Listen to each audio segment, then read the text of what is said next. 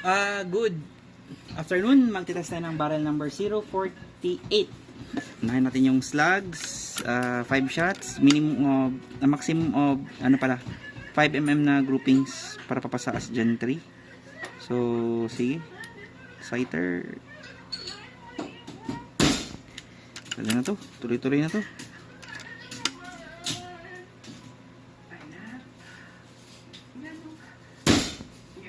Two.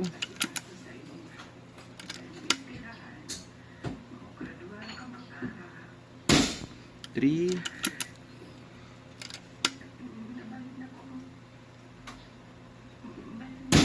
4, and 5. So less than 5mm na groupings, one hole.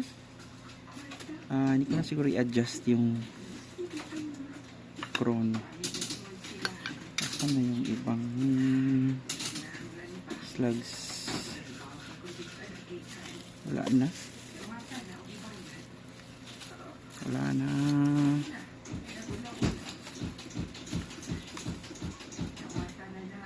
Ay, ito pala.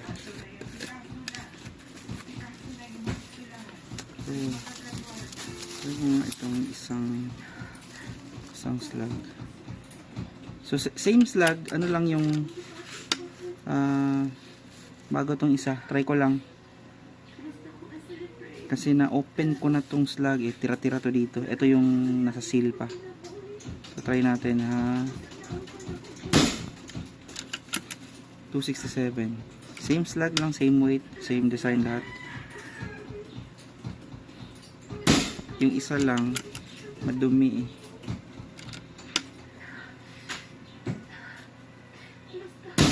grabe yun. Bagong open to.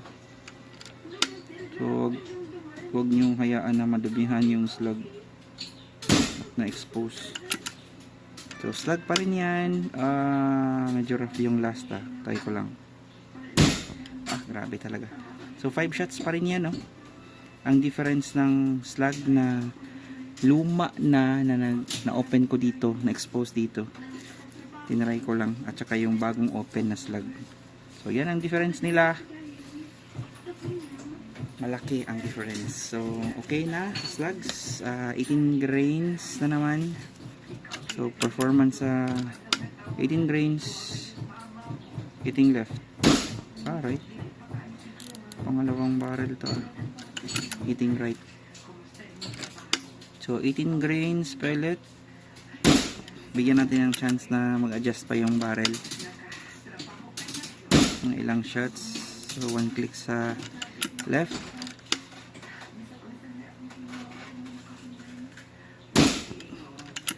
parang okay na.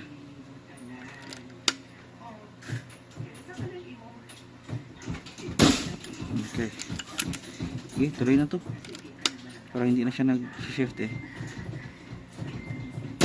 Okay.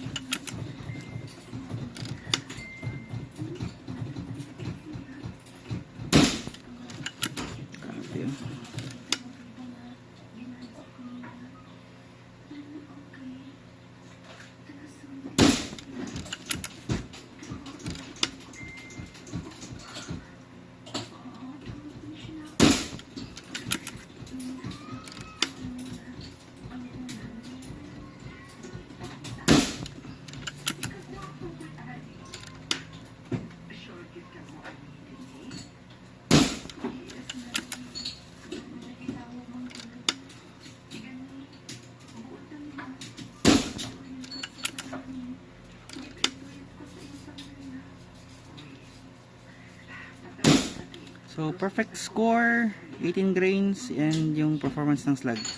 So pasado sa dalawang projectile. Ngayon 26 grains na pellet number 2, MD pellet number 2. Hitting low yan.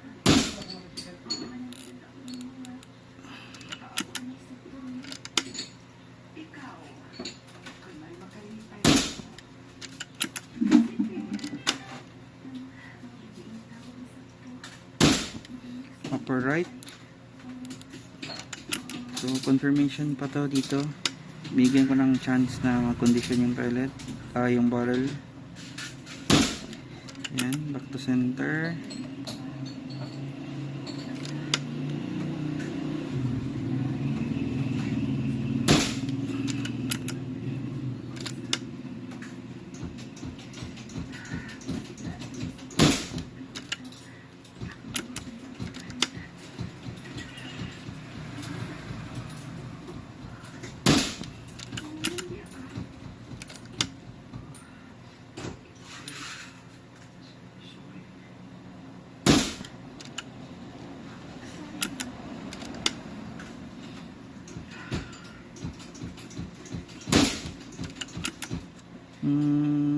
May konting damage to. Okay pa rin. Maluwang. Okay pa rin.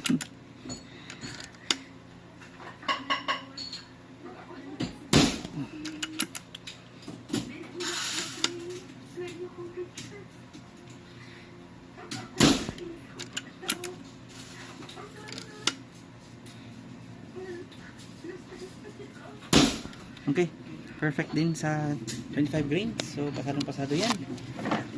Test barrel number 48. Good luck. Ayos.